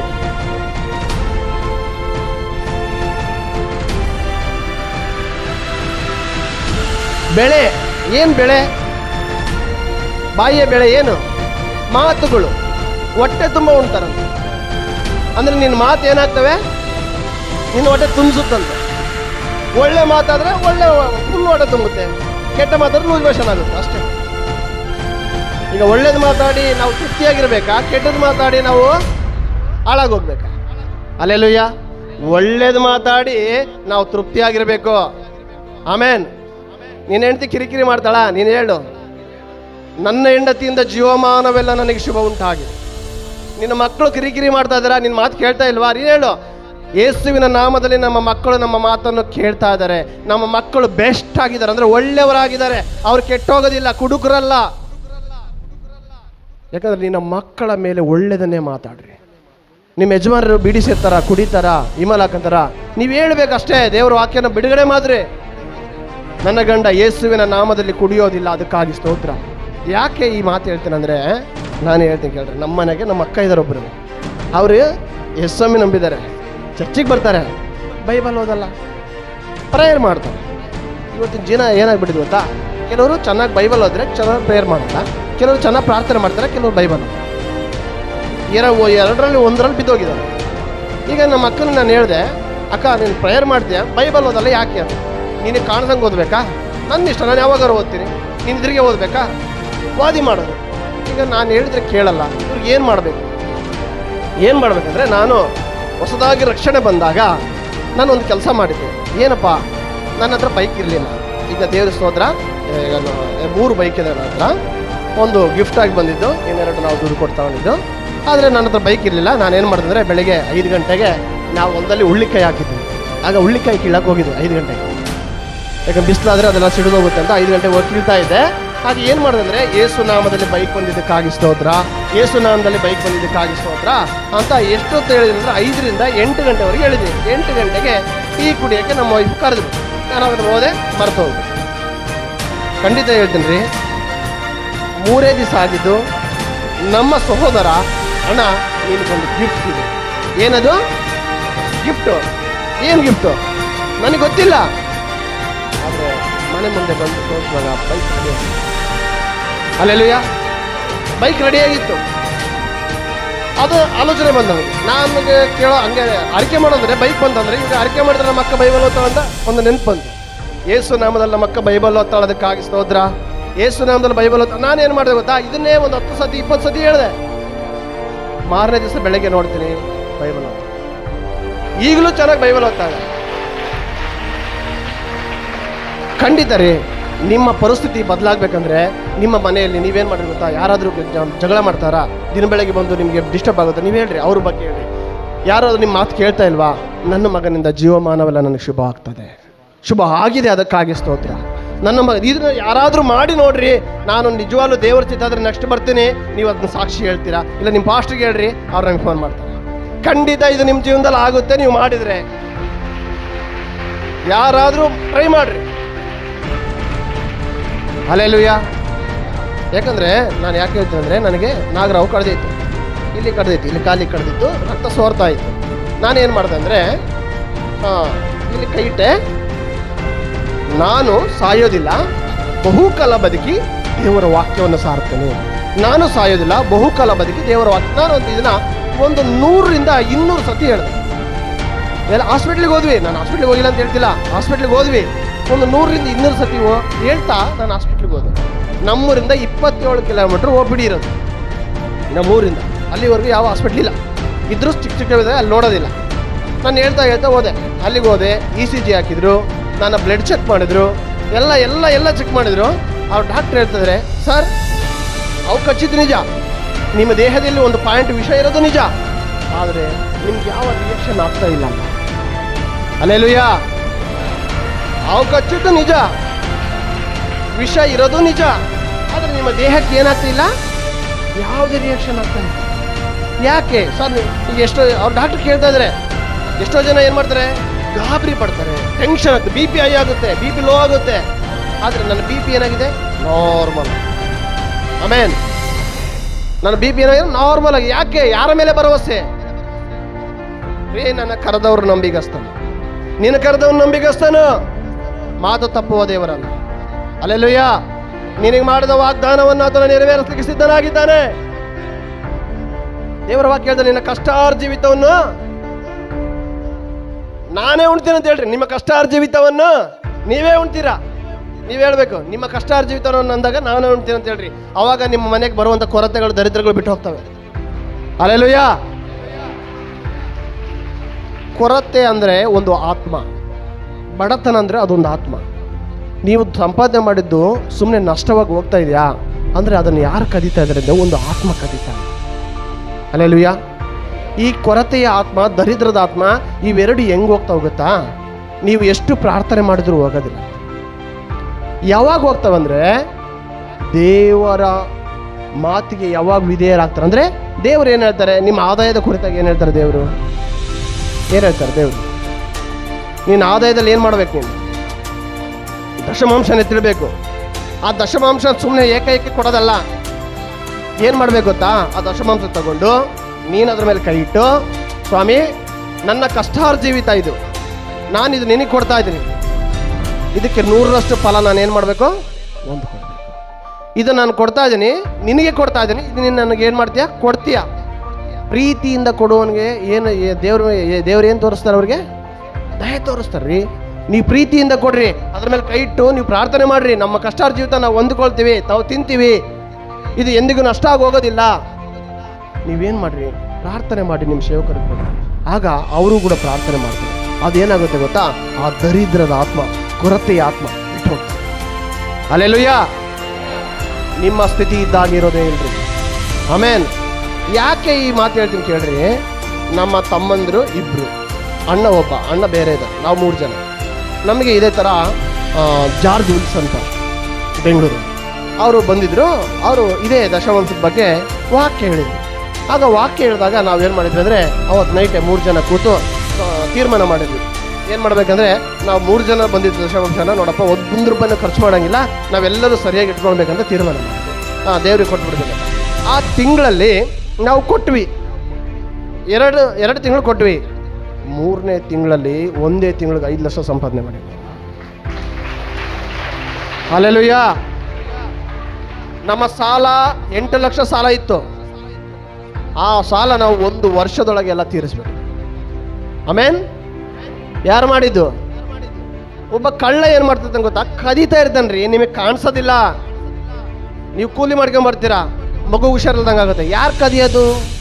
ರೋಗ ಯಾರಿಂದ ಬರ್ತದೆ? ಯೇಸುವಿಂದ ಬರ್ತದ? ಯೇಸು ಸ್ವಾಮಿ ಏನು ರೋಗ ಕೊಡಕ್ಕೆ ಬಂದಿದ್ದ ನಮ್ಮ ಭೂಮಿಗೆ? ಆತನು ರೋಗಿಗಳನ್ನ ಗುಣಪಡಿಸಿದ್ನ ಹೊರತು ರೋಗ ಕೊಡಲಿಲ್ಲ ಯಾರಿಗೂ. ಇಲ್ಲ ನೋಡಿದ್ರೆ ಬೈಬಲಲ್ಲಿ ಓದ್ತೀರಾ, ಯೇಸು ಸ್ವಾಮಿ ಯಾರಿಗಾದ್ರು ಜ್ವರ ಕೊಟ್ಟರು, ತಲೆನೋವು ಕೊಟ್ಟರು, ಕಾಲು ನೋವು ಕೊಟ್ಟರು ಅಂತ ಬೈಬಲಲ್ಲಿ ಇರೋದು ಇದೆಯಾ? ಅವ್ರು ಏನು ಮಾಡಿದ್ರು ಗೊತ್ತಾ, ಕುಷ್ಠ ರೋಗಿಗಳನ್ನ, ಮೂರ್ಛೆ ರೋಗಿಗಳನ್ನ, ರಕ್ತಹೀನ ರೋಗಿಗಳನ್ನ ಅವರು ಗುಣಪಡಿಸನೇ ಬಂದ್ರೆ ಹೊರತು ಎಲ್ಲಿ ರೋಗಿಗಳಿಗೆ ರೋಗವನ್ನು ಕೊಡಲಿಲ್ಲ. ನಮ್ಮ ಯೇಸು ಆರೋಗ್ಯದ ದೇವರು. ಆರೋಗ್ಯ ದೇವರಿಗೆ ಆರೋಗ್ಯದ ಮಕ್ಕಳಾಗಿ ಹುಟ್ಟಬೇಕ್ರಿ ನಾವು ಇನ್ನೂ ರೋಗದಲ್ಲೇ ಬಿದ್ದು ಅಯ್ಯೋನ್ನೋದಲ್ಲ. ಆ ವೇದನೆಯನ್ನು ಇನ್ನೂ ಮೈಂಡಲ್ಲಿ ಇಟ್ಕೊಂಡು ಅದನ್ನೇ ಧ್ಯಾನ ಮಾಡೋದಲ್ಲ. ಅಯ್ಯೋ ನನ್ನ ಮಗಳಿಗೆ ಹಿಂಗಾಯ್ತಲ್ಲ, ನನ್ನ ಮಗನಿಗೆ, ಅದನ್ನು ಬಿಟ್ಟುಬಿಡ್ರಿ. ನನ್ನ ಮಗನಿಗೆ ಏನೂ ಆಗಲ್ಲ, ನನ್ನ ಮಗಳಿಗೆ ಏನೂ ಆಗಲ್ಲ, ಅವ್ರು ಚೆನ್ನಾಗಿರ್ತಾರೆ, ಯೇಸುನ ಬಾಸುಂಡೆಗಳಿಂದ ಗುಣ ಆಗ್ತಾರೆ, ಗುಣ ಆಗಿದ್ದಾರೆ ಅಂತ ನಂಬ್ರಿ. ಯೇಸು ಒಂದು ಮಾತಾಡ್ತಾರೆ, ನೀನು ನಂಬಿ ಪ್ರಾರ್ಥಿಸಿ, ನಂಬೇಡ, ನಂಬಿಕೆಯಿಂದಲೇ ಪ್ರಾರ್ಥಿಸು. ಆಮೇನ್. ಹಲ್ಲೆಲೂಯಾ. ನೀನು ನಂಬಿ ಪ್ರಾರ್ಥಿಸೋದಾದ್ರೆ ದೇವ್ರ ಕೈಲಿ ಸಾಧ್ಯ. ದೇವರು ಎಲ್ಲವನ್ನು ಮಾಡ್ಲಿಕ್ಕೆ ಶಕ್ತರಾಗಿದೆ. ನಿನ್ನ ಜೀವನದಲ್ಲಿ ಮಹತ್ಕಾರ್ಯಗಳನ್ನು ಮಾಡಲಿಕ್ಕೆ ಶಕ್ತರಾಗಿದೆ. ನಿನ್ನ ಉದ್ದೇಶಗಳನ್ನು ಯೆಹೋವನಿಗೆ ವಹಿಸಿಕೊಡು. ಆಗ ಏನಾಗ್ತಾವ ಅವು? ಓದ್ರಿ ಜ್ಞಾನೋಕ್ತಿ. ಹಲ್ಲೆಲೂಯಾ. ಹೌದ್ರಿ, ಅದು 16ನೇ ಅಧ್ಯಾಯ 3ನೇ ವಚನ. ನಿನ್ನ ಕಾರ್ಯಭಾರವನ್ನು ಯೆಹೋವನಿಗೆ ವಹಿಸಿದರೆ ನಿನ್ನ ಉದ್ದೇಶಗಳು ಸಫಲವಾಗ್ತಾವಂತೆ. ಯಾರ ಮೇಲೆ ಭಾರ ಹಾಕಿ ಸುಮ್ಮನೆ ಕೂತ್ಕೊಂಬೇಡ. ನಿನ್ನ ಭಾರ ಹೊರಲಿಕ್ಕೆ ಒಬ್ಬರೇ ಶಕ್ತರು. ಯಾರವರು? ಯೇಸು ಸ್ವಾಮಿ ಮಾತ್ರ. ಹಲ್ಲೆಲೂಯಾ. ಆತನ ಮೇಲೆ ಭಾರ ಹಾಕ್ರಿ, ಆತನ ದೃಷ್ಟಿಸ್ರಿ, ಆತನಿಂದ ಹೊಂದ್ಕೊಳ್ರಿ. ಯೆಹೋವನ ನಿರೀಕ್ಷಿಸುವವನು ಏನು ಮಾಡ್ತಾನೆ? ಹೊಸ ಬಲವನ್ನು ಹೊಂದ್ತಾನಂತೆ. ಹಲ್ಲೆಲೂಯಾ. ಅವನು ಓಡಿ ಏನು ಮಾಡೋದಿಲ್ಲ, ದಣಿಯೋದಿಲ್ಲ, ನಡೆದು ಬಳಲೋದಿಲ್ಲ. ಇವತ್ತು ನಿಜವಾಗ್ಲೂ ಹೇಳ್ತೀನಿ, ಎಷ್ಟೋ ಜನ ಸಭೆಗೆ ಹೋದ್ರು ಕೂಡ ನಮಗೆ ಚೆನ್ನಾಗಾಗಲಿಲ್ಲ, ಬಿಡುಗಡೆ ಆಗಲಿಲ್ಲ, ಆರೋಗ್ಯ ಬರಲಿಲ್ಲ, ನಮ್ಮ ಮಕ್ಕಳು ಚೆನ್ನಾಗಾಗಲಿಲ್ಲ, ನನ್ನ ಗಂಡ ಬದಲಾಗಲಿಲ್ಲ, ಅಕ್ಕ ಬದಲಾಗಲಿಲ್ಲ, ಅಣ್ಣದ ಬದಲ ಇವನ್ನೇ ಹೇಳ್ತಾರೆ ಬರೇ. ಆದರೆ ಯಾವಾಗ ಬದಲಾಗ್ತಾರೆ ಗೊತ್ತಾ? ಅವ್ರನ್ನವರು ಬಿಟ್ಟು ಕೊಟ್ಟ, ಒಪ್ಪಿಸಿಕೊಟ್ಟ. ನನ್ನ ಕೈಲಿ ಆಗಲ್ಲ ಸ್ವಾಮಿ, ನೀನು ನನ್ನನ್ನು ಬದಲು ಮಾಡು ಅಂದರೆ ಅವ್ರು ಅಕ್ಕನಿಗೆ ಕೊಟ್ಟ. ಹಲ್ಲೆಲೂಯಾ. ದೇವರಿಗೆ ಸ್ತೋತ್ರ. ನಾನು ಸಾಕ್ಷಿ ಹೇಳಬೇಕಾಯ್ತು. ನನ್ನ ಸಾಕ್ಷಿ ಭಾಳ ದೊಡ್ಡದಿದೆ. ಯಾಕಂದರೆ ನನಗೆ ಸಮಯ ಇಲ್ಲ. ನಾವು ಭಾಳ ಬಡ ಕುಟುಂಬದಿಂದ ಬಂದಿದ್ದೀವಿ. ನಾವು ನಮ್ಮ ತಂದೆ ತಾಯಿಗೆ 10 ಜನ ಮಕ್ಕಳು. ನಾವು ಭಾಳ ಬಡ ಕುಟುಂಬದಿಂದ ಬಂದವರು. ನಮಗೆ ತಿನ್ನೋ ಕೂಡ ಊಟ ಇರಲಿಲ್ಲ, ಅಂಥ ಪರಿಸ್ಥಿತಿಯಲ್ಲಿದ್ದೀವಿ. ನಮ್ಮನ್ನು ಊರಿಂದ ಹೊರಗೆ ಹಾಕಿದ್ರು. ನಾವು ಶಾಪಗ್ರಸ್ತವಾದ ಕುಟುಂಬ ಅಂತ. ಇವತ್ತು ನಮ್ಮ ಮನೆ ಕೂಡ, ನಮ್ಮ ಪ್ರೇಯರ್ ಹಾಲ್ ಕೂಡ ಹೊಲದಲ್ಲೇ ಇರೋದು. ನಾವು ಹೊಲದಲ್ಲಿ ಹೋಗಿ ಸೇರ್ಕೊಂಡು 13 ವರ್ಷ ಆಯಿತು. ದೇವರ ಸ್ತೋತ್ರ. ನಾವು ಹೊಲದಲ್ಲಿ ಹೋಗಿ ಸೇರ್ಕೊಂಡವೆಲ್ಲ 3 ವರ್ಷಕ್ಕೆ ನಮಗೆ ರಕ್ಷಣೆ ಬಂತು. ನಮ್ಮ ಗ್ರಾಮಸ್ಥರು, ನಮ್ಮ ಕುಟುಂಬಸ್ಥರು ಯಾರು ನಮ್ಮನ್ನು ಸೇರ್ತಾ ಇರಲಿಲ್ಲ, ನಮ್ಮನ್ನು ಮಾತಾಡಿಸ್ತಾ ಇರಲಿಲ್ಲ. ಯಾಕಂದರೆ ಇವ್ರ ಮನೆಯಲ್ಲಿ ಚೌಡಿ ಇದೆ, ನಾವೆಲ್ಲಿ ಮಾತಾಡಿಸಿದ್ರೆ ಏನು ಮಾಡುತ್ತದೆ? ನಮ್ಮನ್ನು ಹಿಂಬಾಲಿಸುತ್ತೆ ಅಂತ. ಹಲ್ಲೆಲೂಯಾ. ಹಿಂಬಾಲಿಸುತ್ತೆ ಅಂತ ಯಾರು ನಮ್ಮನ್ನು ಮಾತಾಡಿಸ್ತಾ ಇದ್ದಾರೆ. ಅಷ್ಟು ಬೇಡವಾದಂಥ ಕುಟುಂಬ. ಆಮೇಲೆ ನಾವೆಲ್ಲರೂ ಬಿಟ್ಟು, ನಮ್ಮ ಗ್ರಾಮವನ್ನು ಬಿಟ್ಟು ನಾವು ಹೊರಗಡೆ ಹೋದ್ವಿ. ಯಾಕಂದರೆ ಊರಲ್ಲಿ ಯಾರು ನಮ್ಮನ್ನು ಮಾತಾಡಿಸೋದಿಲ್ಲ, ನಮಗೆ ಮರ್ಯಾದೆ ಇರಲಿಲ್ಲ. ಯಾರು ನಮ್ಮನ್ನು ಮದುವೆಗೆ ಇಂಥ ಒಳ್ಳೆ ಕಾರ್ಯಗಳಿಗೆ ಯಾರು ನಮ್ಮನ್ನು ಕರೀತಾ ಇರಲಿಲ್ಲ. ಆದ್ದರಿಂದ ನಾವು ಊರು ಬಿಟ್ಟು ಹೊರಗಡೆ ಹೋಗಿಬಿಟ್ಟು ದುಡಿಲಿಕ್ಕೆ ಸ್ಟಾರ್ಟ್ ಮಾಡಿದ್ವಿ. ದೇವರಿಗೆ ಸ್ತೋತ್ರ. ನಾನು ಒಳ್ಳೆ ರೀತಿಯಲ್ಲಿ ಬೆಂಗಳೂರು BBMP ಕಂಪ್ನೀಲಿ JCP ಆಪ್ರೇಟರ್ ಆಗಿ ತಿಂಗಳಿಗೆ 28,000 ಸಂಬಳ ತಗೊಂಡು ಒಳ್ಳೆ ರೀತಿಯಲ್ಲಿ ದುಡಿದೆ, ಒಳ್ಳೆ ಸಂಪಾದನೆ ಮಾಡಿದೆ. ದೇವರಿಗೆ ಸ್ತೋತ್ರ. ಆದರೆ ಭಯಂಕರವಂಥ ಪಾಪದಲ್ಲಿ, ನಾನು ಪಾಸ್ಟರ್ ಹೇಳ್ತಿದ್ರು, ಆ ಪಾಪದಲ್ಲಿ ಬಿದ್ದುಬಿಟ್ಟೆ. ಅಂದರೆ ದುಡ್ಡು ಏನಾಗುತ್ತೆ ಗೊತ್ತಾ, ದುಡ್ಡು ಜಾಸ್ತಿ ಆದಾಗ ಏನಾಗುತ್ತೆ, ಮದ ಬರ್ತದಂತೆ. ಹಾಗೆ ಬಂದ್ಬಿಡ್ತು, ಕಷ್ಟ ದುಃಖ ಬರ್ತೋಗ್ಬಿಡ್ತು. ಮನೆಗೇನೋ ಒಂದು 10,000 ಹಾಕೋದು ತಿಂಗಳಿಗೆ, ಇನ್ನು ಇದ್ದಿದ್ದಿಲ್ಲ ಖರ್ಚು ಮಾಡಿಬಿಡೋದು. ಹಾಗೆ ಒಂದು ಮದ ಬಂದು ಭಾಳ ಭಯಂಕರವಾದ ಪಾಪದಲ್ಲಿ ಬಿದ್ದೆ. ಆಗ ಪಾಪದಲ್ಲಿ ಬಿದ್ದಾಗ ನಾನು ಅಲ್ಲಿಂದ ಬಿಟ್ಟು ಬಂದೆ. ನಮ್ಮ ಬ್ರದರ್, ನಾನು ಯಾಕಂದರೆ ದೊಡ್ಡ ಸಾಕ್ಷಿ ಇದೆ ಬಟ್ ಭಾಳ ಹೇಳ್ತಿಲ್ಲ, ಶಾರ್ಟಾಗಿ ಹೇಳ್ತಾ ಹೋಗ್ತೀನಿ. ನಮ್ಮ ಬ್ರದರ್ ಮಡಿಕೇರಿಯಲ್ಲಿದ್ದರು, ನಮ್ಮ ಅಣ್ಣ, ಅವರಿಗೆ ರಕ್ಷಣೆ ಆಯಿತು. ಅವರ ಮೈಯಲ್ಲಿ 7 ದೆವ್ವಗಳಿತ್ತು. 10 ಜನ ಹಿಡ್ಕೊಂಡ್ರು, ತೆಗೆದು ಬಿಸಾಕ. 10 ಜನ, ನನ್ನಂಥ ಆಳುಗಳು 10 ಜನ ಹಿಡ್ಕೊಂಡ್ರು ಬಿಸಾಕ್ತಿದ್ರು. ಅಷ್ಟು ಪವರ್ಫುಲ್ ಆಗಿತ್ತು. ಯಾಕಂದರೆ ನಾವು ಬೈಬಲಲ್ಲಿ ಓದ್ತೀವಲ್ಲ, 2,000 ದೆವ್ವವಿರು ಅಂತ ಏನು ಮಾಡ್ತಾನೆ, ಸರಪಣಿಗಳನ್ನ ಕಟ್ ಮಾಡ್ತಿದ್ದ. ಅದೇ ಥರ ಅವುಗಳು ಪವರ್ ಇತ್ತು, ಆತನ ಉಪಯೋಗಿಸ್ತಿದ್ದು. ಆದರೆ ಆತನಿಗೆ ಯೇಸು ಸ್ವಾಮಿ ಯಾರೋ ಸುವಾರ್ತೆ ಹೇಳಿ ರಕ್ಷಣೆ ಹೊಂದಿದ ಮೇಲೆ ಆ ದೆವ್ವಗಳೆಲ್ಲ ಬಿಟ್ಟೋದ್ವಿ. ಆತ ನಮಗೆ ಹೇಳ್ದ, ನಾವು ಆತನನ್ನು ಭಾಳ ವಿರೋಧ ಮಾಡಿದ್ವಿ. ನಮ್ಮ ಮನೆಗೆ 2 ವರ್ಷ ಪಾಪ ಕರ್ಕೊಂಡಲೇ ಇಲ್ಲ ಯೇಸು ನಂಬಿದ್ದಕ್ಕೆ, ನಾವು ಅಷ್ಟು ವಿರೋಧ ಮಾಡಿದ್ವಿ. ಆದರೆ ಆತ ಒಂದು ಮಾತು ಹೇಳ್ದ, ನಾನು ಬೈಬೇಕಾದ್ರೆ, ಮುಂದೆ ಒಂದು ದಿವಸ ಬರ್ತದೆ, ನೀನೇ ಯೇಸುವಿನ ಬಗ್ಗೆ ಏನು ಮಾಡ್ತೀಯ, ಲೋಕಕ್ಕೆ ಸಾರ್ತಿ ಅಂತಂದು ಹೇಳ್ದ. ಅಂಥ ಟೈಮ್ ಮುಂದೆ ನೋಡ್ಕೊಳ್ಳೋಣ ಅಂತೇಳಿ ಅದನ್ನು ಬೈದು ನಾವು ಹೊರಗೆ ದೊಬ್ಬಿಟ್ಟು ಮನೆಯಿಂದ ಹೊರಗೆ ಹಾಕಿದ್ವಿ ನಮ್ಮ ಅಣ್ಣನ. ಆಗ ಆತ 2 ವರ್ಷ ನಮ್ಮ ಮನೆಗೆ ಬರಲಿಲ್ಲ. 2 ವರ್ಷ ಆದಮೇಲೆ ನಾನು ಕೆಲಸಕ್ಕೆ ಹೋಗೋ ಹತ್ರ ನನಗೆ ಒಬ್ಬ ಹೆಣ್ಣುಮಗಳು ಸುವಾರ್ತೆ ಸಾಗಿದ್ರು. ಆ ಸುವಾರ್ತೆಯ ಮೂಲಕ ನನಗೆ ಬೈಬಲ್ ಕೊಟ್ಟರು. ಆ ಬೈಬಲನ್ನು ಓದುವಾಗ ನನ್ನ ಕಣ್ಣಲ್ಲಿ ಉರಿ ನೀರು. ನಾನು ಅದನ್ನು ಓದಲಿಲ್ಲ, ಅದನ್ನು ಬಿಸಾಕ್ಬಿಟ್ಟೆ. ಅದನ್ನು ಬಿಸಾಕಿ ಮತ್ತೆ 3 ವರ್ಷ ಮತ್ತೆ ಅದೇ ಹಳೆ ಜೀವಿತವನ್ನು ಮಾಡಿದೆ. ಅದೇ ಹಳೆ ಜೀವಿತನ ಮಾಡಿದಾಗ ನಮ್ಮ ಸಹೋದರಿ, ನಮ್ಮ ಅಕ್ಕ ಅಂತ ಹೇಳಿದ್ನಲ್ಲ, ಅವರೆಲ್ಲ ರಕ್ಷಣೆ ಹೊಂದಿದ್ರು. ಅವರೆಲ್ಲ ರಕ್ಷಣೆ ಆದಮೇಲೆ ನನಗೆ ಇಲ್ಲಿ ಕಂಪ್ನೀಲಿ ನಾನು JCP ಕೆಲಸಕ್ಕೆ ಹೋದೆ. ಅಲ್ಲಿ ನನಗೆ ಸುವಾರ್ತೆ ಬಂತು. ಸುವಾರ್ತೆ ಬಂದ ಮೇಲೆ ನಾನು ಯೇಸುವನ್ನು ನಂಬಿಕೊಂಡೆ. ಇವತ್ತು ಯೇಸುವನ್ನು ನಂಬಿದಂಥ ನಾವು ಸಾಮಾನ್ಯವಾಗಿಲ್ಲ. ಕನಿಷ್ಠ ನಾವು ಕನಿಷ್ಠ ಅಂದರೆ ಇವತ್ತು, ಅವತ್ತು ಒಬ್ಬರಿಗೂ ಊಟ ಇರಲಿಲ್ಲ ನಮಗೆ. ಇವತ್ತು 1000 ಜನ ಬಂದರೂ ಕೂಡ ಅಡುಗೆ ಮಾಡಿಸ್ತು ದೇವರು ಕೊಟ್ಟಿದೆ. ಹಲ್ಲೆಲೂಯ. ಯಾಕೆ ಈ ಮಾತು ಹೇಳ್ದೆ ಅಂದರೆ, ಯೇಸುವನ್ನು ನಂಬಿದ ನಾವು ಯಾವತ್ತೂ ಬಡವರಲ್ಲ. ಆತನು ಬಡವನಾಗಿದ್ದು ನಮ್ಮನ್ನು ಐಶ್ವರ್ಯವಂತರ ಮಾಡಲಿಕ್ಕೆ. ಆಮೇನ್. 2 ರೊಟ್ಟಿ 5 ಮೀನು, ಎಷ್ಟು 1000 ಜನ ತಿಂದರು ಅಲ್ವಾ? ನಿನ್ನ ದೇವ್ರು ಏನೋ ಒಂದು ತೊರಲ್ಲ ನಿನ್ನ ಹತ್ರ ಇರೋದನ್ನೇ ಮಲ್ಟಿಫೈ ಮಾಡಿಬಿಡ್ತಾರೆ. ಆಮೇಲೆ ಏನೋ ಹೊಸದನ್ನ ತೊರಲ್ಲ, ನಿನ್ನ ಹತ್ರ ಏನೈತೆ ಅದೇ ಸಾಕು ದೇವ್ರು ದೊಡ್ಡದಾಗಿ ಮಾಡಲಿಕ್ಕೆ. ನಿನ್ನ 100 ರೂಪಾಯಿ ಇದ್ರೆ ಸಾಕು, ಅದನ್ನೇ 1,00,000 ಮಾಡಲಿಕ್ಕೆ ದೇವ್ರ ಕೈಯಲ್ಲಿ ಸಾಧ್ಯ. ನಂಬುವನಿಂದ ಮಾತ್ರ ಸಾಧ್ಯ. ಆಮೇಲೆ ನಿನ್ನ ನಂಬಿದರೆ ಮಾತ್ರ ಸಾಧ್ಯ. ಅದೇ ಥರ ಇವತ್ತು ನಾವು ನಿಜವಾಗ್ಲೂ ಹೇಳ್ತೀವಿ ಕೇಳ್ರಿ, ಪ್ರತಿಯೊಂದು ಮದುವೆ ಆದ್ರೂ ನನ್ನ ಕರೀತಾರೆ. ಯಾರನ್ನ ಹುಡುಗಿನ ಕುಂದಿಸಿದ್ರು ನಾನು ಕರಿತಾನೆ, ನನ್ನ ಹೆಂಡತಿ ಬೈತೈತೆ, ನೀನು ಹೆಣ್ಣು ಹುಡುಗಿನ ಹೋಗೋಕ್ಕೆ ಅಂತ 50 ಸತಿ ಫೋನ್ ಮಾಡ್ತಾರೆ ಹೋಗ್ಲಿಂದ್ರೆ. ಯಾಕೆ? ಇದು ಕೊಟ್ಟಿದ್ದು ಯಾರು? ಯೇಸು ಸ್ವಾಮಿ ಕೊಟ್ಟಿದ್ದು. ಈ ಘನತೆ ಕೊಟ್ಟಿದ್ದು ಯಾರು? ಯೇಸು ಸ್ವಾಮಿ ಕೊಟ್ಟಿದ್ದು. ಇವತ್ತು ದೊಡ್ಡ ದೊಡ್ಡ ಸೇವಕರ ಜೊತೆ ಕುಂದಿಸ್ಕೊಂಡು ಮಾತಾಡ್ತಾರೆ. ಯಾಕೆ? ಯಾರು ಕೊಟ್ರು ಈ ಘನತೆ? ಕತ್ತೆಗೆ ಘನತೆ ಹೆಂಗೆ ಬಂತು? ಯೇಸುವಿನಿಂದ. ನನಗೆ ಕೂಡ ಘನತೆ ಯೇಸುವಿನಿಂದಲೇ ಬಂದಿದ್ದು. ಅಲ್ಲೆಲ್ಲಯ್ಯ, ನಾನು ಕೂಡ ಹಂಗೆ ಕಟ್ಟಲ್ಪಟ್ಟ ಕತ್ತೆಯಾಗೇ ಇದ್ದೆ. ಯೇಸು ನನ್ನನ್ನು ಬಿಡಿಸಿದ್ರು, ಇವತ್ತು ಉನ್ನತ ಸ್ಥಾನಕ್ಕೆ. ನಿಮ್ಮನ್ನು ಕೂಡ ಅಷ್ಟೇ. ನೀವು ಒಂದು ದಿವಸ, ನಾನು ಯಾಕೆ ಫಸ್ಟ್ ನಿಮ್ಮ ಸ್ಥಿತಿ ಹಂಗಿತ್ತು ಹಿಂಗಿತ್ತು ಅಂತ ಹೇಳಿದ್ರೆ ಗೊತ್ತಾ? ಹೌದು, ಎಲ್ಲರ ಸ್ಥಿತಿ ಹಂಗೆ ಇರ್ತದೆ. ಆದರೆ ಯೇಸುವನ್ನು ಸಲ್ಲಿಸಿದ ನಮ್ಮ ಸ್ಥಿತಿ ಮತ್ತೆ ಇದ್ದ ಹಾಗೆ ಹೋದೇ ಇದೆ. ಆಮೇಲೆ ಅದು ಬದಲಾಗ್ತದೆ. ನಮ್ಮ ಕುಟುಂಬ ಬದಲಾಗಿದೆ, ನಾವು ಬದಲಾಗಿದ್ದೀವಿ. ಇವತ್ತು ನಾವು ಒಬ್ಬರಿಗೆ ಸಹಾಯ ಮಾಡುವಷ್ಟು ಮಟ್ಟಿಗೆ ದೇವರು ನಮ್ಮನ್ನು ಇಟ್ಟಿದ್ದಾರೆ. ಒಂದು ದಿವಸ ನಿಮ್ಮನ್ನು ಕೂಡ ದೇವರು. ಆಮೇಲೆ ನಂಬ್ರಿ, ವಾಕ್ಯವನ್ನು ಮಾತಾಡ್ರಿ. ಕಷ್ಟ ಆಯ್ತು ಅಂತಂದವರು ಚಿಂತೆ ಮಾಡಬೇಡ್ರಿ, ಆ ಕಷ್ಟಕ್ಕೆ ವಾಕ್ಯವನ್ನು ಮಾತಾಡ್ರಿ. ದೇವರು ನಿಮ್ಮನ್ನು ಅಲ್ಲೆಲ್ಲೂಯ್ಯ, ದೇವರು ಈ ವಾಕ್ಯವನ್ನು. ಆಮೇಲೆ